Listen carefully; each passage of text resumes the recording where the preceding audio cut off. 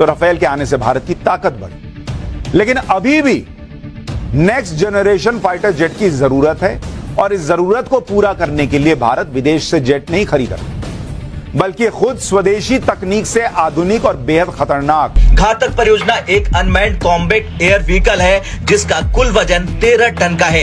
ये प्रोजेक्ट पूरी तरह से स्वदेशी है और इसके अंदर सभी उन्नत हथियार जैसे मिसाइलें, बॉम्बर्स और प्रिसीजन गाइडेड म्यूनिशन शामिल हैं। भारत ने तो जंग करने का अंदाज बदल दिया, उसको कोई फर्क नहीं पड़ा कि पाकिस्तान एक एटमी ताकत है।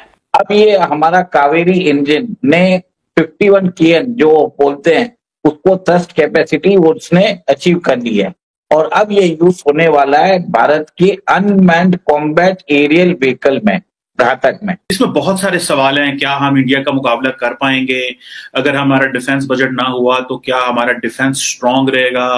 और इस तरह की बहुत सारी चीजें हैं जो डेफिनेटली जो इम्पोर्टेंट हैं और जो समझने की है। और बल्कि अगर भारत को देखा जाए, क्योंकि प्राइमरीली पाकिस्तान के सारा जो डिफेंस डॉक्ट्रिन हो, डिफेंस बजट हो या डिफेंस के जितने भी मामलात हों, वो obviously it remained for India. जो घातक है ये भी एक स्टेल्थ एयरक्राफ्ट ही है, बट ये चलेगा विदाउट एनी ह्यूमन इंटरवेंशन, ठीक है। और इसकी जो कैपेसिटी है, इसके अंदर मिसाइल सिस्टम्स रहेंगे और ये वैसे ही काम करेगा जैसे फाइटर जेट रहेगा। और आपको मालूम है कि फ्यूचर में वॉरफेयर जो होने वाला है उसके अंदर ड्रोन्स और अनमैन्ड कॉम्बैट एरियल व्हीकल का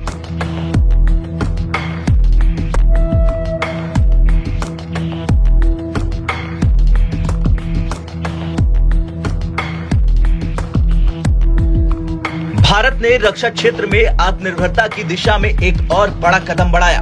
डीआरडीओ ने घोषणा की है। जय हिंद दोस्तों, हिंदुस्तान स्पीड में स्वागत है। दोस्तों देख सकते हैं कावेरी इंजन का जो है वो लड़ाकू विमान रेडी हो गया है, जिसको देखकर पूरा पाकिस्तान के लोग हैरान है दोस्तों, क्योंकि ये जो है 13 टन का ये लगभग इसमें जो है लोड बना हुआ है इसका, और ये जो है काफ़ी घातक हथियार साबित हो सकता है। इसमें रॉकेट बम जैसे बड़े बड़े वेपन्स भी इसमें लगाए जा सकते हैं और ये बहुत ही घातक है। शुद्ध देसी भारतीय यंत्रों से ये जो बनकर तैयार हुआ है, जो कि बहुत ही एग्रेसिव है।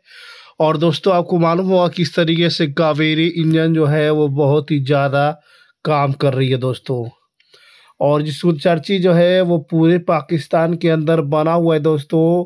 और अब भारत को जो है बाहर से लड़ाकू विमान आउट ऑफ कंट्री से खरीदने की कोई जरूरत नहीं पड़ेगी। अब पाकिस्तान भी देखकर डरने लगा है कि देश में निर्मित ड्राई कावेरी इंजन अब पूरी तरह से स्थिर हो चुका है और इसे घातक परियोजना जैसे उन्नत रक्षा कार्यक्रमों में उपयोग किया जा सकता है। ये इंजन भारत के 13 टन के RSPA प्रोग्राम यानी घातक परियोजना के लिए पूरी तरह से उपयुक्त है। इसकी खासियतों की बात करें तो सबसे जरूरी है इसका हाई डिस्टॉर्शन कैपेबल फैन। मतलब ये डिजाइन हवा को इस प्रकार प्रवेश करने देता है कि इंजन की आवाज न्यूनतम हो जाती है, जिससे दुश्मन के रडार से बचना आसान हो जाता है। दूसरा है इसकी स्टील्थ क्षमता, जो इसे इंजन दुश्मन से छिपकर अटैक करने की पूरी क्षमता देता है। इसके साथ ही साथ फ्लाइट कंडीशंस के लिए ये अनुकूल है। घातक परियोजना एक अनमैन्ड कॉम्बैट एयर व्हीकल है जिसका कुल वजन 13 टन का है। ये प्रोजेक्ट पूरी तरह से स्वदेशी है और इसके अंदर सभी उन्नत हथियार जैसे मिसाइलें, बॉम्बर्स और प्रिसीजन गाइडेड म्यूनिशन शामिल हैं। डीआरडीओ ने यह संकेत दिया है कि कावेरी इंजन का उपयोग भविष्य में फाइटर जेट्स में भी किया जाएगा। ये इंजन न केवल UCAV के लिए है बल्कि लाइट कॉम्बैट एयरक्राफ्ट यानी LCA और अन्य फाइटर जेट्स के लिए भी ये उपयोगी। उमेश जी, बड़ा डेवलपमेंट है, कावेरी इंजन की बड़ी चर्चा रहती है। एक नए अपडेट है, डीआरडीओ और GTRE ने ये अनाउंसमेंट किया है। किस तरह से देख रहे हैं और कितना इम्पोर्टेंट है ये डेवलपमेंट? अब ये हमारा कावेरी इंजन ने 51 kN जो बोलते हैं उसको थ्रस्ट कैपेसिटी उसने अचीव कर ली है और अब ये यूज होने वाला है भारत के अनमैन्ड कॉम्बैट एरियल व्हीकल में, घातक में, ठीक है। और इसके अंदर भी उसके अंदर कुछ टर्बो फैन लगा दे तो 73 kN तक इसकी कैपेसिटी आ चुकी है। तो बहुत ज्यादा दूर नहीं है मेरे ख्याल से। कुछ टेस्टिंग के बाद जिस पर्पस के लिए इसको स्टार्ट किया था तेजस के लिए, शायद उसके लिए भी हम अचीव कर लेंगे। बट ये चीज है कि it's a very significant development. देखिए ये जो घातक है ये भी एक स्टेल्थ एयरक्राफ्ट ही है, बट ये चलेगा विदाउट एनी ह्यूमन इंटरवेंशन, ठीक है। और इसकी जो कैपेसिटी है, इसके अंदर मिसाइल सिस्टम्स रहेंगे, इसमें मिसाइल्स रहेगी, और ये वैसे ही काम करेगा जैसे फाइटर जेट रहेगा, पर धीरे से करेगा। तो एक तरह से this is one of the और आपको मालूम है कि फ्यूचर में वॉरफेयर जो होने वाला है उसके अंदर ड्रोन्स और अनमैन्ड कॉम्बैट एरियल व्हीकल का बहुत ज्यादा रोल होगा। आज इमीडिएट में अब मैं ये बोलता हूं कि तेजस के हिसाब से we were a failure, but इसको भारत ने क्या किया, इसको यूज कर रहे हैं अनमैन्ड कॉम्बैट एरियल व्हीकल में, जो फ्यूचरिस्टिक वॉरफेयर है।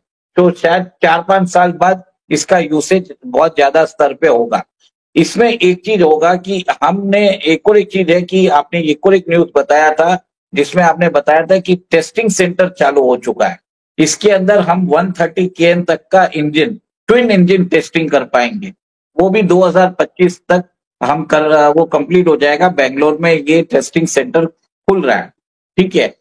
देखिए अंबर जी, अब भारत के जो एयरक्राफ्ट है, भारत को कम से कम 50 स्क्वाड्रन चाहिए, पर आज की डेट में हमारे पास सिर्फ 30 स्क्वाड्रन या 31 स्क्वाड्रन है। उसके अंदर भी जो सुखोई है, सुखोई 30, उसको अपग्रेड कर रहे हैं, उसको हम सुपर सुखोई बना रहे हैं, ठीक है। उस प्लेन की मात्रा अराउंड 272 प्लेन्स है। 36 प्लेन हमारे रफाल के हैं और एक 18 प्लेन पकड़ लीजिए तेजस के। तो टोटल मिला के 326 प्लेन ही है, जबकि हमें चाहिए 900 प्लेन। इतना हमारे, क्योंकि बाकी जो प्लेन हमारे पास है MiG-29, मिराज और जैगवार, ये धीरे धीरे रिटायर कर देंगे।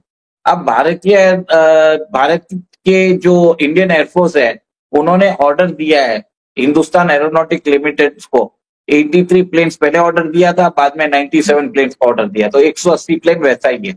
और Bharat 114 plane multi role combat aircraft भी एक्वायर करने का टेंडर उसका चल रहा है।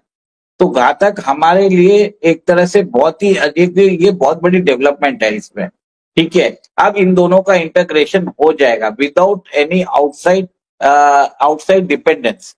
जो भी कंपोनेंट्स है भारत के अंदर ही बनेंगे, और हम अपना खुद का अनमैन्ड कॉम्बैट एरियल व्हीकल हम अपना खुद का बना पाएंगे, और इसके आगे इसमें भी डेवलपमेंट हो जाएगा। ये तो सिर्फ शुरुआत है। का जो डेवलपमेंट बजट है वो भी जो प्रोग्राम है वो भी, उसमें भी कमी आ रही है। For example 4.2% of the GDP 2017-18 में पाकिस्तान खर्च करता था, जो कम करके 2.7% पे आ गए हैं, बल्कि 2.6% ऑफ द जीडीपी हम आ गए हैं, जो कि बहुत बड़ा, इट मीन्स कि पाकिस्तान में इंफ्रास्ट्रक्चर जो है वो नहीं अवेलेबल होगा, बहुत सारी जो चीजें हैं वो नहीं होंगी। ये समझने की जरूरत है ये ऐसा क्यों हुआ और हम कहाँ पहुंच गए और ऐसे क्यों हुआ, जबकि हमारे भारत जो है, हमारे जो द ईस्टर्न नेबर जो है, वो उसका जो डिफेंस बजट है वो तो जो सिपरी कहता है, Stockholm International Peace Research Institute जो थिंक टैंक है, वो ये कहता है कि $91 बिलियन पे भारत का डिफेंस बजट चला गया। 91.1% वो कह रहा है, 91.1 बिलियन पे पहुंच गया, बल्कि रशिया को भी क्रॉस कर दिया। रशिया इस वक्त 87.3 बिलियन पे है, और इंडिया के बाद चाइना है, और चाइना के बाद जो है वो बाकी है। सो तकरीबन ये बहुत तेजी से जो भारत का डिफेंस बजट है वो बढ़ रहा है, और obviously it's a point of concern for Pakistan. दोस्तों देख सकते हैं कि इस तरीके से भारत का डंका इस समय जो है हर जगह बज रहा है। पूरे पाकिस्तानी मीडिया में इसका चर्चे का विषय बना हुआ है दोस्तों, कावेरी इंजन को लेकर के। आपको बता दे भी दोस्तों कि तकरीबन जो है 4 साल से जो है वो पाकिस्तान का कोई भी लीडर जो है वो ना ट्रंप से मिला है और ना ही जो है वो जो बाइडन से मिल पाया है दोस्तों। ये बहुत ही बड़ी जो है वो दुखी की बात है। पाकिस्तानी चीमा जो है हैरान हो चुके हैं।